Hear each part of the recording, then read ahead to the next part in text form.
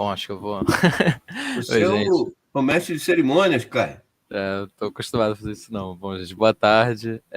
O Eduardo vai chegar um pouquinho atrasado hoje, então eu que abri aqui a sala, então a gente vai começar mais uma reunião da discussão do texto do João Bernardo, volume 3, capítulo 2, hoje. Então, vamos lá. Alguém quer começar? O Mário vai dizer não. Eu não. Eu acho que a primeira coisa é que os nossos telespectadores deviam estar com saudade da gente, né? Fazia um tempo que a gente não conseguia estar aqui. Imagino que eles estejam ansiosos, né, por essa discussão de hoje. Posso começar, então, aí? Vamos lá, sobre então. aquele primeiro trechinho aí do capítulo 2, né? Acho que me chamou a atenção num primeiro momento é aquela questão das relações impessoais de dependência a partir de antigas e de novas categorias componentes da classe servil, né? E aí que a partir desse momento, né, a gente vai ter a possibilidade de vários estatutos mistos e, segundo João Bernardo, as distinções internas do campesinato, elas passam a ser resumidas aos níveis de fortuna, né? E aí o primeiro ponto que me chama a atenção é o que ele chama de comunidade de situações, que ele fala que a comunidade de situações prevaleceu nas mentalidades sobre as diferenças de origem, né? E é que a partir daí os camponeses começaram a entender-se como um povo, né? Eu fiquei pensando se a gente pode entender, aí mais uma dúvida, né? Essa comunidade de situações como as condições a que esses camponeses estavam submetidos em relação ao Senhor, independente da origem de cada trabalhador. Então, que a origem passa a não ser mais tão determinante assim, né? E o que começa a definir mais a situação é a condição a que eles estavam submetidos em relação ao Senhor, né? E aí ele coloca também que o dinheiro veiculou a tendência crescente de indiferenciação dos camponeses perante a lei, né? Então, que a igualdade perante a lei era a igualdade perante o dinheiro emitido pelo soberano. Então, acho que o primeiro ponto que eu queria colocar é essa questão da comunidade de situações. A gente pode entender dessa forma aí que eu li. Não sei se a leitura está equivocada ou não. Caio, você quer seguir? Não. Eu estou lendo aqui o trecho que ele está se referindo, eu só não estou achando essa expressão especificamente. É comunidade de situações? Tá aqui na página, deixa eu pegar a página aqui. É bem no comecinho, naquela introdução antes do item A. Deixa eu pegar aqui. A comunidade de situações está na sexta linha, sétima linha. Isso, na página 45. A sétima linha da página 45. A comunidade de situações... Tá. A partir de então, a comunidade de situações prevaleceu nas mentalidades sobre as diferenças de origem. E os camponeses começaram a entender-se como povo. Eu tenho uma questão sobre isso. Bem lá na frente, ele vai falar justamente como essa progressiva ascensão do dinheiro em lugar de outras maneiras de pagamento de tributos, por exemplo, vai ser muito característico, apesar disso ser na historiografia um ponto em discussão, na opinião dele, pelo que eu entendi, isso vai ser muito característico de um movimento, de uma relação cada vez mais de dependência dos camponeses ao senhor. E é curioso que, por outro lado, parece que o dinheiro também ele homogeneiza de tal maneira essa classe campesina que também possibilitaria talvez justamente não sei, o nascimento de uma consciência de classe. Então, se por um lado esse fenômeno do dinheiro ele é negativo para o campesinato em certa perspectiva, por outro talvez seja a condição de alguma coisa positiva também no futuro, não sei. Eu acho que tem duas questões aí que a gente pode considerar a partir dessas referências. Primeiro é porque é uma das grandes teses, eu acho, uma das grandes hipóteses, né, que ele delineia ao longo das obras, né, uma daquelas fundamentais, porque estruturantes do livro, é a ideia de um campesinato marcado por uma tendência, um processo de homogeneização, né, que, no entanto, ele faz a ressalva de que nunca se efetivou na sua plenitude. Tá? Ele aponta esse movimento como uma tendência vigorosa, que, portanto, teve um caráter expansivo, fez um movimento generalizador, ainda que nunca tenha chegado a reduzir completamente, a suprimir completamente diferenciações no mundo camponês. Mas ele acha que essa tendência é mais efetiva e um dos traços característicos do que para ele é o segundo período do regime, que é aquele decorrente da superação lá da crise dos séculos 9 e 10. Né? Então, o que a gente chama de Idade Média Central, em que cada vez mais os historiadores consideram como sendo o contexto de afirmação do feudalismo e tudo mais. Né? Então, ele considera que sim, que esse processo já estaria em curso desde a Alta Idade Média, mas que os estatutos, né, diferenciados ainda teriam marcas e pesos relativos na Alta Idade Média, que se expressaria, inclusive, em níveis de exação diferenciados, impostos aos camponeses dependentes consoante a origem social desses camponeses. Tá? Então, a perspectiva de que ex-escravos domésticos, por exemplo, em geral, pagassem rendas mais pesadas, em comparação com ex-livres que caíam em dependência e coisas do tipo. Então, nesse movimento, como eu disse, a Idade Média Central teria sido um contexto favorável, decisivo para a expansão dessa tendência e desse movimento. Então, os estatutos originários diferenciados vão sendo progressivamente borrados, né? E uma condição genérica camponesa dependente se manifesta. Né? E aí, para ele, a evolução do que ele chama de senhorio impessoal, e que a tradição francesa chama especialmente de senhorio banal, ou senhorio jurisdicional, né? Seria decisivo nesse processo. Né? Porque a ideia é que mesmo aqueles camponeses que não estavam submetidos a laços pessoais de servidão caíram sob a dependência de um senhor que exercesse o poder de ban num dado território, o que fez com que esses camponeses passassem a pagar rendas, a dever rendas também, né, a senhores que sobre eles se impunham. Né? Então, digamos, a imposição da renda teria sido um elemento dessa homogeneização. Né? Quando a generalidade dos camponeses passam a pagar renda, esse traço característico se sobrepõe à diferença de origem que poderia ainda ter merecido, no período anterior, alguma diferenciação. Né?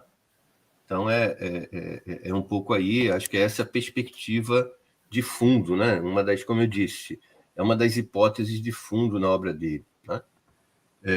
E aí, quer dizer, a questão que eu acho interessante para mim, talvez a questão fundamental dessa primeira parte, né, até lá o final do item A, eu acho que a discussão mais candente é justamente o resultado disso, o que isso implicou para as relações de dependência. Né?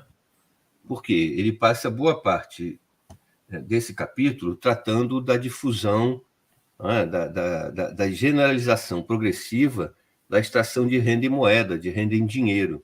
Né? E isso é um traço importante do processo, né?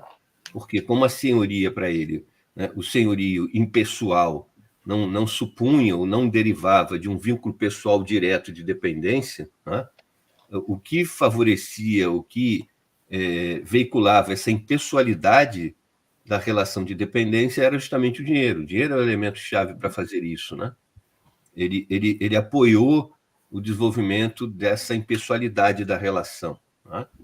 E, portanto, ele vai passar uma boa parte desse primeiro item do capítulo 2, analisando a tendência de generalização do emprego do dinheiro, né, nas formas de renda. Né? E aí eu acho que o fundamental é a discussão que ele vai fazer lá no finalzinho desse item, a partir da página 60, que é o que isso implica para a dinâmica do sistema feudal. Né? Porque uma tese clássica, né, considera que a servidão teria chegado ao fim, né, na pior das hipóteses, ali pelo século XIV, né, em função de uma generalização da forma dinheiro, né, da apropriação de rendas na forma monetária, e com isso, né, o vínculo servil, que teria um caráter jurídico, teria desaparecido. Né? Então, uma certa ideia de que a tendência de comutação das rendas para dinheiro, então, quando ela deixa de se realizar na forma, especialmente de serviço de trabalho, isso seria expressão de um enfraquecimento do vínculo de dependência e, para alguns, até o desaparecimento da servidão. A questão que se coloca é, no fundo, se você tem com isso um desaparecimento da servidão ou uma comutação econômica da servidão. Né? Então, acho que ele vai defender essa outra perspectiva, né? A perspectiva dele é equivocada, a ideia de que, digamos, a mercantilização crescente da economia e o caráter cada vez mais pecuniário dos vínculos de dependência tenham expressado um afrouxamento, né, dessa mesma dependência camponesa. Né? Para ele, de forma nenhuma. Né? Mas eu acho que essa é uma discussão central aí, porque para muita historiografia francesa, por exemplo, a ideia é essa, né? O dinheiro, quando ele aparece, quando ele se generaliza nessas relações, ele parece primariamente incompatível com essas relações e parece, portanto, ser um sintoma de que essas relações estão se afrouxando, né? O que é aí você conceber, projetar para a Idade Média um dinheiro e uma dinâmica que é estranha ao período. Acho que essa é uma das discussões fundamentais aí nessa primeira parte do capítulo. Porque uma das questões que eu fiquei em dúvida era a seguinte: no início ele fala que essa ascensão do dinheiro como forma principal não vai contra a lógica do sistema de troca de presentes. E aí eu fiquei pensando, mas então quais são as implicações dessa mudança se é uma questão só de forma, né? Se você só vai substituir o pagamento de tributos que eram em gênero por pagamento de tributos em moeda, o que isso vai mudar na prática, né? Então acho que é muito importante a gente também tirar um tempo para pensar nas implicações que isso tem para aquele sistema. Eu acho que ele vai falar disso principalmente na parte B. E uma das coisas que eu lembro é que ele fala, por exemplo, que quando o pagamento é feito em moedas, isso significa que a pessoa responsável, que o camponês que vai ser responsável pela venda da produção para adquirir as moedas e assim pagar o tributo. Só que aí ele que fica responsável por um monte de variáveis que podem afetá-lo, como, por exemplo, ele vai ter que pagar o transporte dos víveres até o mercado e ele vai ficar sujeito a diversos... As oscilações. Oscilações e problemas, enfim, ele fica responsável por uma parte ali que ele... Eu acho que isso está, inclusive, nessa nota 105, eu vou procurar e se o Diogo ou alguém quiser ir falando alguma coisa, depois eu leio aqui o trecho que eu tenho em mente. Está na página 60, nota 105, que começa com uma referência ao Charles Parham. É essa que você está se referindo? Acho que sim. Estou procurando aqui exatamente o trecho. Não sei se é aqui que eu estava pensando. Aqui ele começa a fazer a discussão dessa perspectiva que é, de alguma forma, tendencialmente predominante na historiografia, de que a expansão, a disseminação, que a ideia é que o dinheiro penetra relações com as quais, portanto, na ideia de penetrá-las, a ideia é que ele seria primariamente estranho a essas relações, né? E em algum nível já imaginado como contraditório, né? Com essas relações. E, portanto, esse movimento implicaria, de alguma forma, que a servidão tradicional teria sucumbido ou teria sido impactada por esse processo, né? O que leva alguns a considerarem que aí já não haveria praticamente mais servos no final da Idade Média, até bem antes disso, né? Mas boa parte da ideia está ligada a essa generalização do dinheiro, né? Isso é um outro aspecto central da obra dele, né? Porque o João Bernardo, uma vez, acho que uma das primeiras conversas que a gente teve, porque é óbvio, a primeira grande estranheza para mim era um cara que toda a obra dele está dedicada ao debate do capitalismo, do comunismo, né? Por que ele fez esse mergulho tão profundo na Idade Média, né? Porque eu tive contato com o primeiro volume dele por intermédio do Ciro, né? E aquilo me chamou atenção. Primeiro, o tamanho do livro, né? Coisa que já raramente se publicam livros com essa dimensão, né? E, em segundo lugar, mais estranho ainda, quando eu vi que havia mais 2 volumes. Né? E aí, no primeiro contato que a gente teve, ele falou, olha, na verdade, o primeiro movimento que eu fiz é que eu queria estudar o dinheiro. O primeiro móvel foi o dinheiro, porque eu acho que o Marx não resolveu uma série de questões no Capital e tal, da abordagem do dinheiro, então eu fui movido inicialmente por essa perspectiva. E para mim era crucial mostrar que o dinheiro tem uma antecedência histórica enorme em relação ao capitalismo, né? E que ele teve usos muito diversos, historicamente falando, da dinâmica que ele assume no capitalismo. Quando ele fala até nos capítulos dinheiro, talismã, coisas do tipo, né? Então ele queria mostrar, em primeiro lugar, que no fundo, quando você supõe que onde o dinheiro se manifesta, ele né, de alguma forma, ele insinua uma lógica capitalista, porque ele, como dinheiro, traz carimbado em si, né, essa lógica do capitalismo, ele queria mostrar, em primeiro lugar, como isso é equivocado. Porque essa concepção de dinheiro, historicamente, é muito recente, né? Você já tem registro de dinheiro nas sociedades polinésias, por exemplo, né? E aí ele precisava, segundo ele, primeiro mostrar isso, né? Que é equivocado imediatamente, ou quase isso, carimbar na presença do dinheiro uma dinâmica capitalista, porque, historicamente falando, o período histórico em que o dinheiro foi regido por uma outra dinâmica é muito maior do que o período histórico em que ele é encapsulado na dinâmica capitalista, com todo o desenvolvimento que essa dinâmica tenha dado ao próprio dinheiro. E eu acho que isso é um argumento fundamental, para atenuar essa tendência de supor que aquilo que o dinheiro penetra, ele macula pela dinâmica capitalista, mesmo que seja... E daí vem, inclusive, uma vertente de, entre aspas, interpretação da dinâmica, da formação do capitalismo, que a Ellen Wood denuncia como uma não história, como uma não interpretação. Porque, segundo ela, por essa vertente, o capitalismo está sempre pressuposto. Ele é identificado com comércio, com dinheiro, e, portanto, onde comércio e dinheiro historicamente se manifestam, o capitalismo está ali em germe, querendo se desenvolver. E aí a história do capitalismo passa a ser a história dos entraves que, historicamente, dificultaram o livre desenvolvimento do capitalismo, como se ele tivesse dado desde a origem, impotência, impossibilidade, a história que tenha atrasado o seu livre desenvolvimento. E aí, como eu te falei, eu acho que aqui ele vai fazer a defesa. Você quer que eu leia a nota? Não, eu achei, é na nota 106, na verdade, estava pensando nesse trecho aqui. Antes de mais, como nota Sergei Skashkin, sempre que um camponês, em vez de entregar diretamente os gêneros ao senhor, os vendia primeiro para pagar como tributo o fruto da transação, estava a agravar-se a taxa de exploração, pois o tempo perdido no mercado e o risco comercial recaíam sobre o servo. Então, acho que essa é uma das implicações, né, da mudança do pagamento de tributo, do tipo de porque, pagamento. como eu te disse,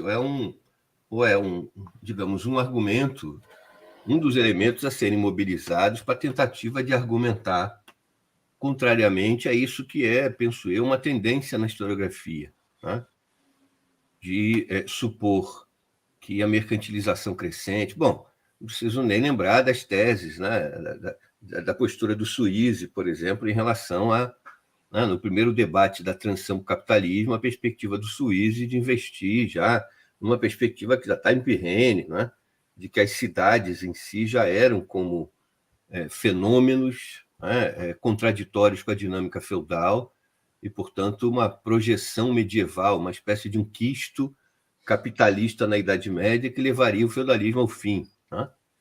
Olha, e daí se desdobram essas proposições, e o dinheiro é uma delas, nessa perspectiva. Então, a ideia é que quando o dinheiro penetra esse tipo de relação, essas relações estão ameaçadas de dissolução pela força do dinheiro. E aí a perspectiva de que a servidão praticamente já teria desaparecido ali na Idade Média Central. E a questão e o argumento básico seria uma progressiva predominância das rendas em dinheiro. Mas se rendas ainda são, elas expressam o quê? A comutação econômica da dependência camponesa ou a supressão dessa dependência? Entendeu? Acho que esse é o cerne da discussão. E é interessante que ele até chama essa de forma 1 do dinheiro, né? Ele coloca no texto forma 1 do dinheiro, que acho justamente nesse sentido que o Mário colocou, né? De rebater um pouco aquela visão predominante que onde o dinheiro passava a ser predominante, então tinha ali o germe do capitalismo, né? Sim. Eu acho que, na verdade, ele vai colocar o oposto disso, né? Como o Caio levantou aí na nota que ele leu, o aumento da circulação de moeda não foi um passo para o fim, né, da servidão, mas pelo contrário, aumentou a exploração, porque agora ele tinha que vender, tinha que assumir o risco de uma baixa produtividade, de riscos envolvidos no transporte, na venda, para garantir aquilo que estava sendo cobrado. Isso. Né? E talvez até algo que eu não vou me arriscar a ir tão longe, mas não tem como deixar de pensar nisso também, né? Porque algo que você tem alguma referência relativamente frequente na documentação, né? De uma certa tensão entre senhores e camponeses, no momento até de pagamento de rendas em produtos, né? Pela qualidade relativa dos produtos. Né? Então, por exemplo, uma referência clássica é que quando tem que entregar galinhas, as galinhas são sempre as menores galinhas possíveis. Né? Isso é tão corrente que até aparece no nome da Rosa, tanto no livro quanto no filme. Né? O camponês, tem uma cena que o camponês está lá entregando 2 frangos e o cara, mas isso é um pombo, é um frango, né? O representante do senhor que está recebendo. Né? Olha, se isso de fato era um tema de algum confronto, né? Porque a renda estabelecia o frango e não dizia, né? Eu pelo menos jamais via a referência ao tamanho que esse frango teria que ter, né?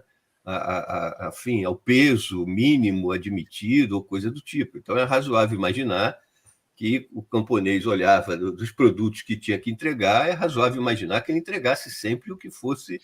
Né? Agora, quando você tem que vender esse produto no mercado para fazer o dinheiro, né?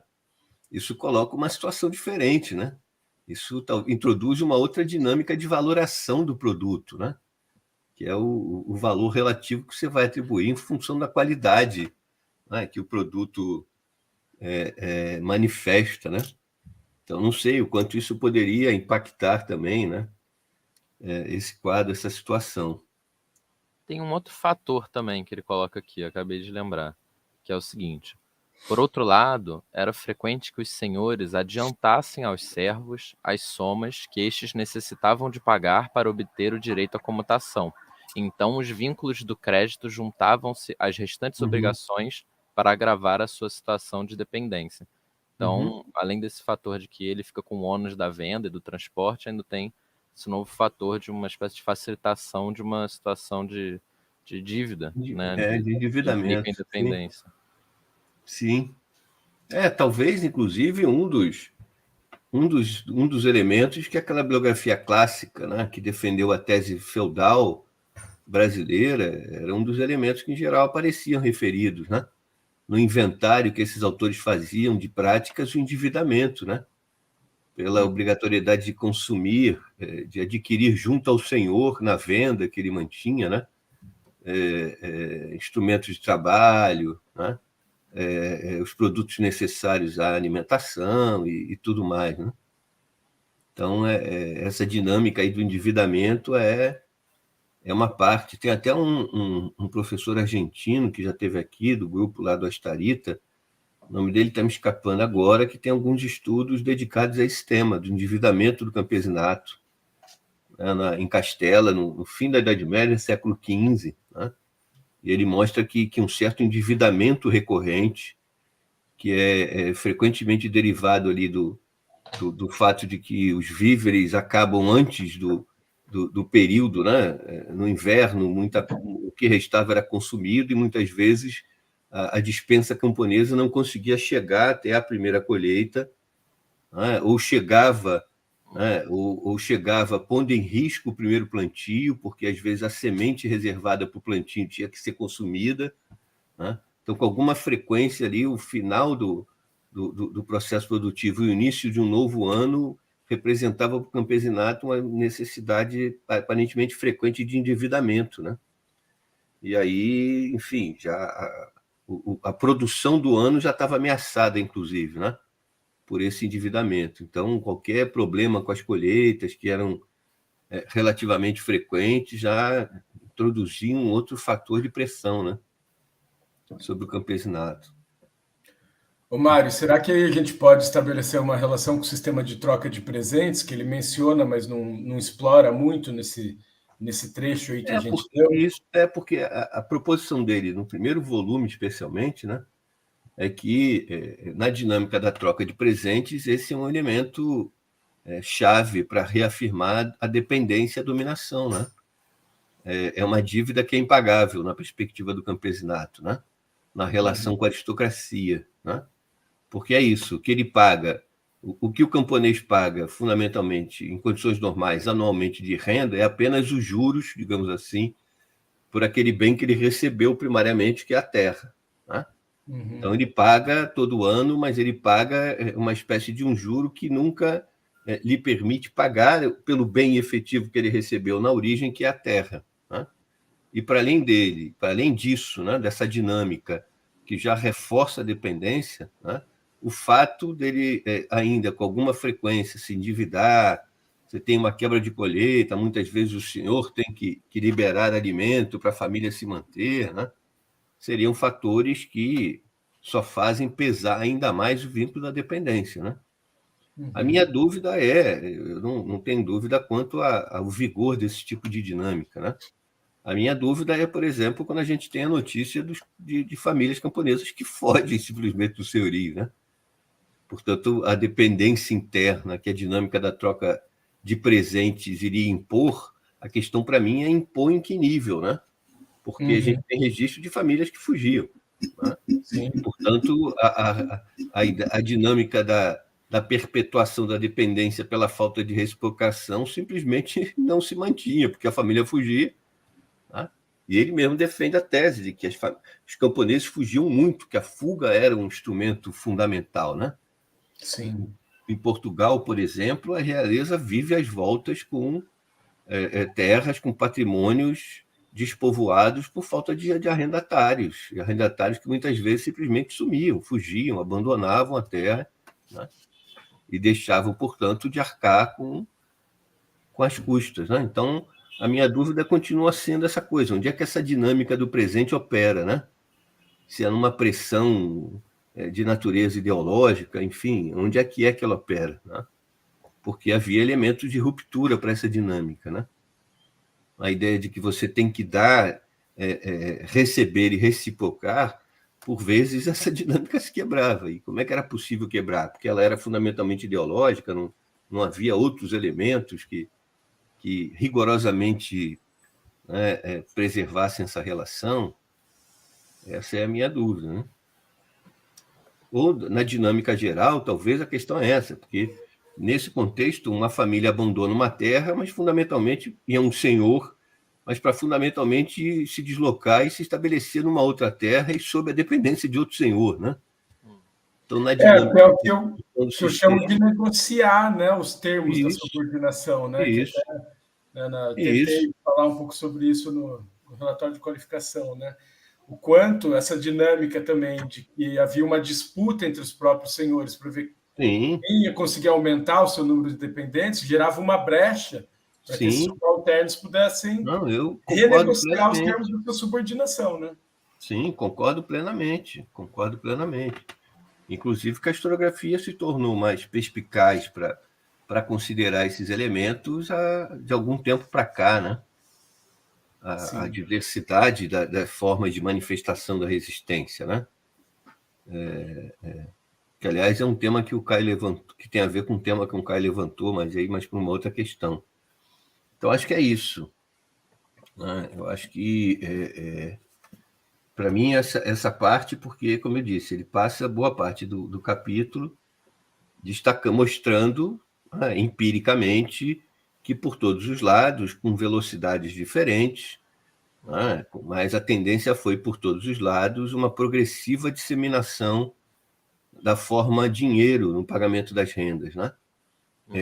Atuando tanto num nível específico, ou seja, comutando rendas em trabalho, e, aliás, até onde eu sei, né? Parece ser essa a principal função que a renda em dinheiro já tinha na Alta Idade Média, né? Porque já havia no período carolíngio, por exemplo, os políticos já se referem à renda em moeda, mas o que os historiadores destacam é que elas são, né, evidentemente menos importantes, né, em termos de incidência, e teriam fundamentalmente o papel de comutar algum serviço que o camponês considerasse particularmente pesado, oneroso, né? Ele podia acordar com o senhor o pagamento, a transformação, né, da prestação de um serviço no pagamento de uma quantia em moeda, a partir da qual o senhor podia contratar mão de obra, né? Mas Isso é o que chamam de corvéia, né? Só para a corvéia, rigorosamente falando, ela é trabalho agrícola, né? Então, de fato, os camponeses deviam rendas em trabalhos, várias delas em trabalhos que se realizavam durante as etapas do ciclo agrícola, né? Isso efetivamente era corvéia, tecnicamente falando, porque havia outros serviços, né, também de trabalho que não estavam incorporados na corvéia, né, mas eram, por exemplo, reparação de cercas, reparação de telhados, de construções, né, entregas de produtos manufaturados, barris, ripas de madeira para confecção de barril, tecido que as mulheres teciam domesticamente, né? Então, tecnicamente falando, corvéia é trabalho manual, mas em cada uma das etapas do ciclo agrícola. Entendi. Mas então, do ponto de vista objetivo, como é que você chamou? A renda em trabalho, é isso? A renda em trabalho não era muito significativa para manutenção assim, da classe dominante. Não, na Alta Idade Média se considera que sim, especialmente onde o regime bipartido da grande propriedade se manifestou, né? Que era o que ficou conhecido como sistema clássico carolíngio, da Vila Carolíngia, a Vila Bipartida, né? Mas por quê? Porque os senhores mantinham uma boa porção de terra do patrimônio fundiário sob exploração direta dele, senhor, né? E aí, portanto, a mão de obra, ele precisava mobilizar a mão de obra para laborar nessa terra. E essa mão de obra era composta ainda por alguns escravos domésticos, mas já cada vez mais maciçamente por camponeses dependentes que devem, portanto, jornadas de trabalho na terra senhorial, naquilo que a gente, em geral, chama de... As fontes chamam de mansus indominicatus, né? E os historiadores se referem com o termo moderno reserva, né? Agora, a questão é que já se imaginou que esse domínio clássico fosse a forma clássica e, portanto, a forma generalizada. Mas, no entanto, não, você teve muita variação. Então, nas regiões, havia regiões em que, ainda na Alta Idade Média, os camponeses dependentes não deviam serviço em trabalho, até porque eram regiões em que o senhor praticamente não mantinha a terra sob exploração direta. Ele fragmentava tudo em manso, né? E, portanto, recebia as rendas camponesas, né? Mas Mário, e aí, desculpa. Não, fala. Aí é que entra a figura do arrendatário? Porque a ideia fundamental, né, é que esses pequenos camponeses arrendam aos senhores lotes de terra, né, que são terra, portanto, que o senhor talha, né, pedaços, lotes de terra, onde as famílias camponesas estão fixadas, e por definição e por princípio, né, quando progride a fixação de camponeses em lotes de terra, recua paralelamente as terras que o senhor mantém sob exploração direta, né? Porque é isso, ele vai reduzindo a reserva para assentar progressivamente mais camponeses, né? De forma que em algumas regiões não houve um regime bipartido, porque você não encontra a reserva senhorial. A reserva senhorial era tão diminuta que não merecia nem distinção, né? Mas nas regiões centrais da Gália, entre o Reno e o Loire, né, onde o sistema bipartido parece ter predominado, né, aí essa articulação é fundamental, né? Cada vez mais a renda em trabalho é um elemento chave para garantir a produção nas terras senhoriais, nas terras que o senhor mantém sob exploração direta, nas tais reservas, né? E aí a questão é que essas rendas praticamente desaparecem na virada do ano 1000. E um dos elementos que envolvem essa retração, aí tem um debate historiográfico, né? Os historiadores investem maciçamente na ideia de que o desenvolvimento tecnológico experimentado aí reduziu a obrigatoriedade e a demanda por mão de obra, né? Aquela ideia de que o desenvolvimento da tecnologia de produção poupa a mão de obra, né? E com esse desenvolvimento tendo ocorrido aí na Idade Média Central, né, a quantidade de dias de corvéia que os grandes domínios fundiários carolíngios podiam recolher, podiam reunir, né, que ultrapassava às vezes 2.000 dias, por exemplo, praticamente foi reduzido a zero, ou a pequenas expressões, muitas vezes mais simbólicas do que efetivas, ou reduzidas a algumas tarefas particularmente importantes, né? E aí o argumento principal, digamos, dessa historiografia liberal é que o que explica isso é que o desenvolvimento das técnicas de produção foi tão grande nesse período, né, que a demanda exaustiva de mão de obra que configurava o sistema anterior desapareceu, né? Ora, o que eu acho que os historiadores consideram pouco é que há muitos indícios de que a resistência camponesa se expressava, sobretudo, em relação às rendas em trabalho, né? Porque eram aparentemente onde havia as mais onerosas para os camponeses, porque eram dias que os camponeses tinham furtado ao labor no seu próprio terreno, né? Por exemplo, no período carolíngio, lá, segundo o político de Irminon, um dependente de origem doméstica, ele devia 3 dias por semana de trabalho na reserva senhorial. Então, era 3 dias que ele deixava de trabalhar na sua terra, e o trabalho envolvia com frequência não só o esforço físico, como todo o instrumental necessário a realizá-lo. Então, a família ainda dilapidava, inclusive, o seu capital, digamos assim, trabalhando na terra senhorial, e todo o resultado da produção era o senhor que apropriava, né? Então, parece que a disputa, a resistência camponesa nesse nicho aí foi maior, né? Fazendo com que o trabalho tivesse que ser realizado sob estreita vigilância, né? A falta dessa tal estreita vigilância dava origem a reclamações, a mesma perspectiva em relação aos escravos, né? Que os camponeses eram, enfim, preguiçosos, né? Não realizavam as tarefas de forma condizente, né? Então, eu acho que os historiadores consideram um pouco o fenômeno aí da luta de classes incidindo, né, na retração desse tipo de exigência, né? Porque parece que aí, especialmente, o campesinato resistia, né? Tendo em vista aí a oneração que as rendas em trabalho representavam, né?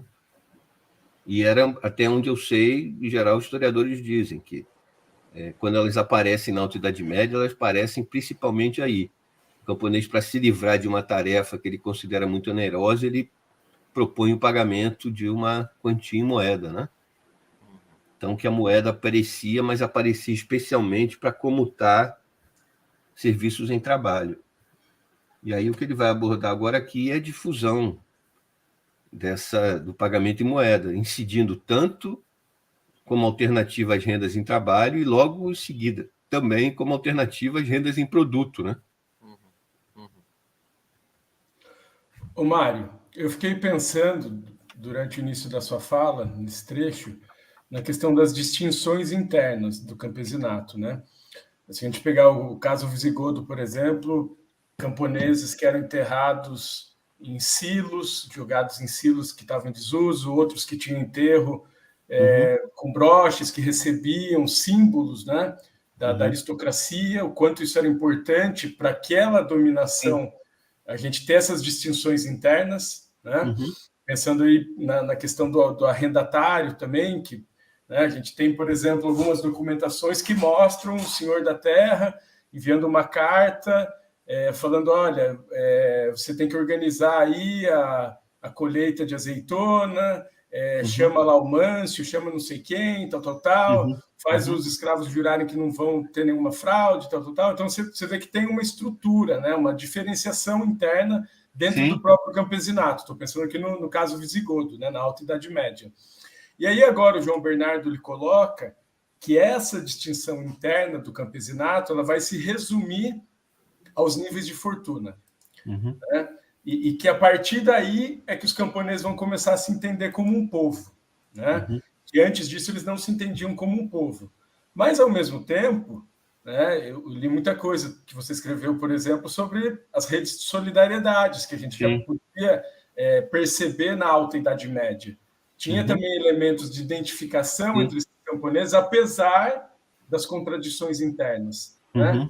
Então, eu achei essa afirmação muito categórica, que só nesse momento eles começam a se entender como um povo, né? A partir do momento que as distinções internas são resumidas aos níveis de fortuna.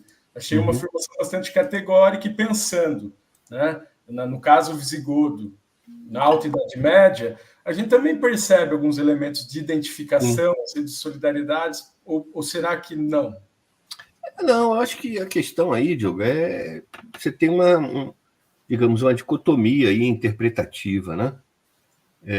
E o João Bernardo se insere aí numa corrente, né? Você tem uma vertente, que, por exemplo, da qual participa a Reina Pastor, né? Que considera que o que a gente chama de comunidade camponesa é tão antiga quanto a própria generalização da agricultura, né? E que, portanto, na perspectiva dela, por exemplo, né, as comunidades camponesas têm uma antiguidade histórica considerável, e de onde derivava uma dinâmica, inclusive, de solidariedade, que, para a Reina Pastor, foi o único elemento que permitiu, na Idade Média Central, que as comunidades camponesas, de alguma forma, confrontassem o poder aristocrático. A Reina Pastor fala claramente, tem uma antiguidade histórica. A comunidade camponesa é muito mais antiga do que o senhorio. E essa antiguidade foi um fator decisivo para permitir algum confronto, algum nível de resistência do campesinato, né, à pressão feudal, à pressão senhorial. Né? E você tem outros historiadores, né, onde o próprio João Bernardo se insere, o Astarita, que consideram que não, que a comunidade camponesa como entidade, né, é uma realidade muito... O Rosener também, né, que é uma entidade muito recente na história, porque é medieval na sua constituição. Né? Porque poderia haver aí alguma antiguidade de convivência, mas a perspectiva é que as sociedades englobantes só reconhecem às comunidades camponesas alguma distinção jurídica, uma existência jurídica a partir ali do final da Alta Idade Média e início da Idade Média Central. Né? E, portanto, os embates vão nessa direção. Né? O João Bernardo, alinhado a essa perspectiva, né, ele trabalha com a ideia de que as solidariedades camponesas, que em algum nível ele não nega, né, mas ela teria se fragilizado muito na Alta Idade Média em função da diversidade do estatuto dos camponeses. Né?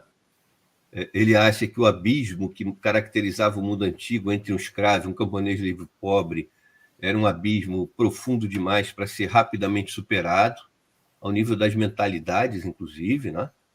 Então, a ideia é que isso atrasou, na Alta Idade Média, o processo de homogeneização, mas atrasou também o desenvolvimento da solidariedade nas comunidades camponesas. E, para ele, quando essa solidariedade, quando o mecanismo fundamental para que a solidariedade camponesa avançasse, né, já se dá num período de dominação que é esse, e, portanto, o elemento que unifica é a dependência de um dado senhor.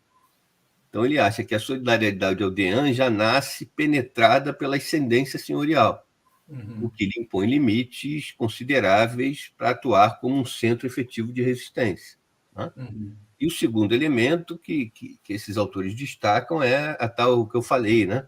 de uma tendência de homogeneização que nunca se completa efetivamente, e que faz com que você tenha, né, por exemplo, uma elite de um campesinato rico, né, que domina as aldeias na Idade Média Central e que se identificam muito mais com os interesses aristocráticos do que com os interesses do campesinato. Né? Então, a questão é, você tem elementos que apontam para a possibilidade de uma solidariedade, de uma autopercepção. Agora, você tem elementos também que dividem. Né? Você tem elementos também que limitam a generalização dessa perspectiva, né? O que me parece muito recorrente na dinâmica das classes. Né? Você tem elementos com potencial de gerar a percepção, de uma condição social por oposição a outras condições sociais, mas você também tem, quer dizer, se o capitalismo também não gera dinâmica, não gera consciência de classe como resultado imediato da sua dinâmica, né? Então, mesmo onde historicamente se considera que você tem as classes mais desenvolvidas, ela também não é resultado de espontaneísmo, né? A dinâmica do capital, ela cria condições, reúne os trabalhadores, né, numa mesma unidade de produção, né, coisas do tipo. Agora, ela não gera imediatamente a consciência de classe. Aliás, é esse um elemento de alguns autores que fazem a crítica ao Thompson, né? Como se o Thompson insistindo na questão da experiência, da vivência da dominação para o desenvolvimento da consciência de classe, por exemplo, né, trabalhasse com a ideia de que a consciência quase que se forma espontaneamente, o que leva alguns a considerar que aí, por exemplo, toda a teoria revolucionária deixa de ser necessária, a questão dos partidos de vanguarda deixa de ser necessária, porque da vivência da exploração decorreria uma percepção imediata, né, do sentido da exploração. E o que se defende é que não, quer dizer, se assim fosse, Marx não precisava do esforço de construir o Capital para entender como é que se dá a exploração, né? Se ele não tivesse passado a vida inteira escrevendo e tivesse trabalhado numa unidade fabril, ele teria percebido imediatamente, né? A consciência teria se manifestado imediatamente, né? E não é assim, né? Nem o capitalismo é capaz, se ele é o sistema histórico, e parece que sim, com o maior potencial para a configuração de classe, né?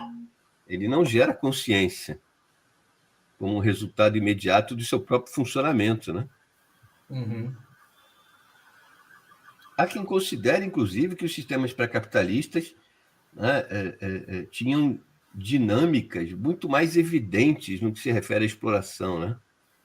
E aí, por exemplo, os serviços em trabalho, né, como eu falei há pouco, parecem ter sido objetos prioritários, onde existiram, parece ter sido objeto prioritário da resistência camponesa, porque alguns historiadores alegam até que era evidente para o camponês o que estava acontecendo ali, que aquilo era exploração, né? Porque não havia dúvida, ele estava trabalhando na terra do Senhor, né? Nada do que aquela terra produzia ele apropriava, a não ser a alimentação que ele potencialmente recebesse durante os dias de trabalho, né? E todo o instrumental básico, fundamental para o uso era o dele, que ele dilapidava ali também, né? Então, quer dizer, parece que era o processo de produção capitalista, né, de alguma forma, ele encapsula a exploração de uma forma muito mais difícil dela ser percebida, né? E que isso seria muito mais evidente nos sistemas pré-capitalistas, né? Enfim. Porque, assim, quando a gente coloca as redes de solidariedades na Alta Idade Média dessa forma que os estatutos jurídicos impediam que elas prosperassem, vamos dizer assim, me parece a gente colocar também os subalternos numa condição muito reativa. Sim. Né? Quando, na verdade, a gente tem outros elementos, né? Por exemplo, o casamento de pessoas livres com não livres, que mostram que, de repente, o estatuto jurídico não era tão importante assim quanto a lei queria que fosse. Sim. Né?